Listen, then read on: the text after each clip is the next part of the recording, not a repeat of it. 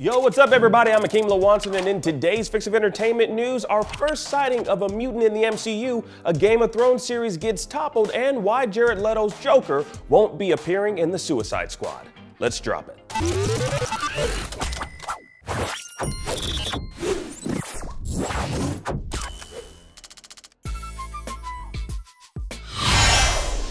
Now we've got our first mutant joining the MCU, and it's not Wolverine, it's not Professor X, or any of the X-Men. It's Ursa Major. The Soviet super soldier member made his way from the pages of Marvel Comics and into the MCU's Black Widow with a cameo appearance portrayed by actor Oliver Richards. Now this is quite the monumental moment for the MCU, as Marvel Studios rarely jumped into mutant territory. Now when they did, like with Wanda Maximoff, their backstories were rewritten. Now it wasn't until the 2019 acquisition of Fox by Disney that the restrictions of freely using mutants like the X-Men were taken away. Now, Kevin Feige has even hinted that we may see additional mutants pop up in the MCU, and Ursa Major's cameo is a promising sign of things to come.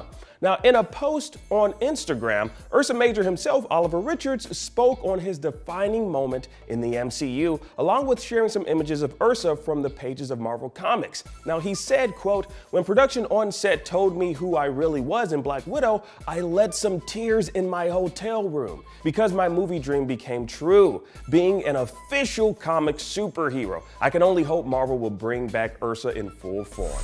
And you know what? If they do, Richards is obviously ready to reprise his role, even if it means hours upon hours of cosmetics and makeup. Now, for those who may not be too familiar with the character, Ursa Major is one of the first known mutants born in the Soviet Union with the ability to transform into a large anthropomorphic bear. Now, much like Hank McCoy's Beast, he retains his intellect and ability to speak, although he tends to lose more of himself the longer he stays in his transformed state. Great addition to the MCU, and honestly can't wait to see who else pops up in the Marvel movies that we have ahead of us. We'll keep an eye out for it.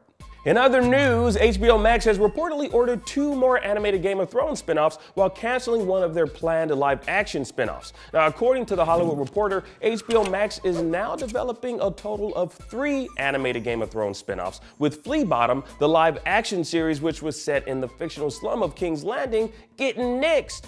Now, the show, which was in early development, obviously didn't have enough behind it to keep the company interested. Now, while it would have been very interesting to explore the lives of the less fortunate in the Game of Thrones universe in Flea Bottom, we can still look forward to diving deeper into the lives of the rich and famous Targaryens in their first major spinoff, House of the Dragon, coming sometime in 2022.